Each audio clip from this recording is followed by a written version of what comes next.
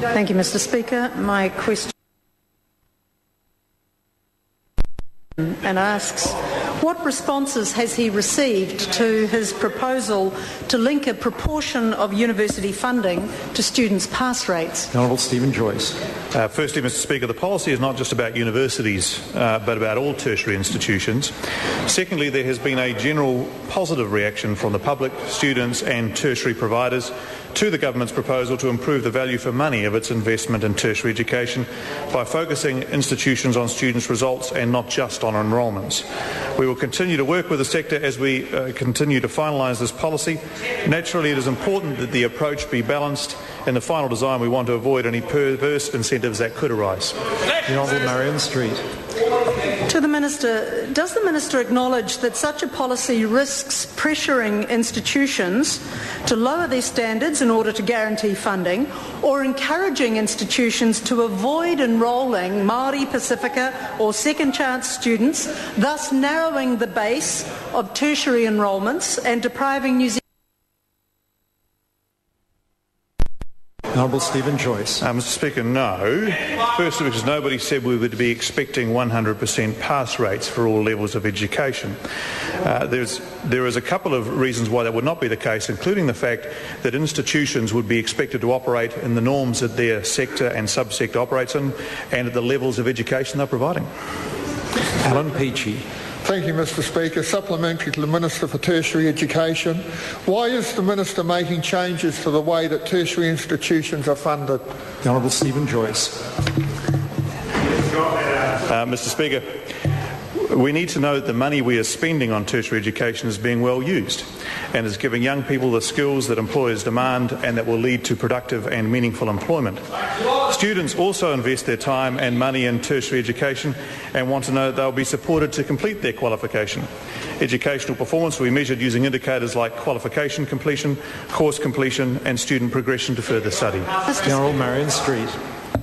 To the Minister, is he aware that a student who enrolls in one discipline for a year and fails all or most papers, re-enrolls in another discipline for a brief time, and then changes to a third discipline, which they finally pursue to completion, is registered in a university as at least 2, if not 3, incomplete courses?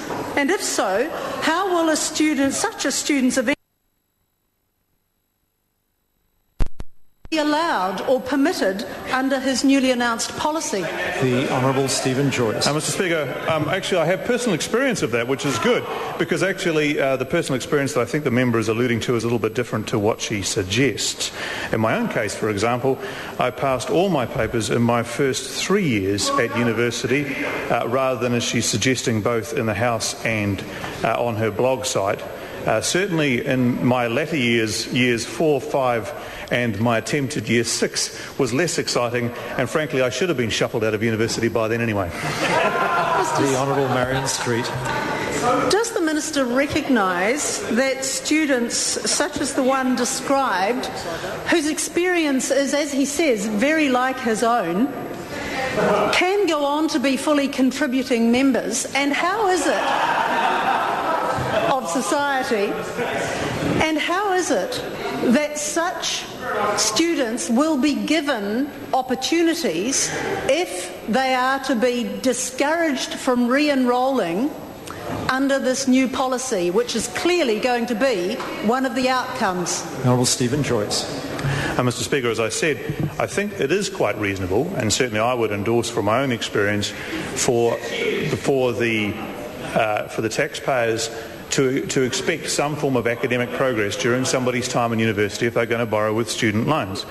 And I'm quite comfortable measuring my academic record in that respect. Well, yes, I think they would, but I don't think we should personalise it just about me, Ms. Street, at all. But I'm happy to table my academic record if that would help the member with their assertions, as she is just simply incorrect. Question number 11, Nikki Wagner. Point of order, Mr. Speaker. Point of order, the Honourable Stephen Joyce. I'm seeking leave to table my own academic record in this regard to help Ms. Street, and would point out that my C+ invertebrate zoology in the second year was disappointing, as was the invertebrate zoology mark of only C. Order. This is actually a point of order. Leave us sought to table that document. Is there any objection? There is no objection.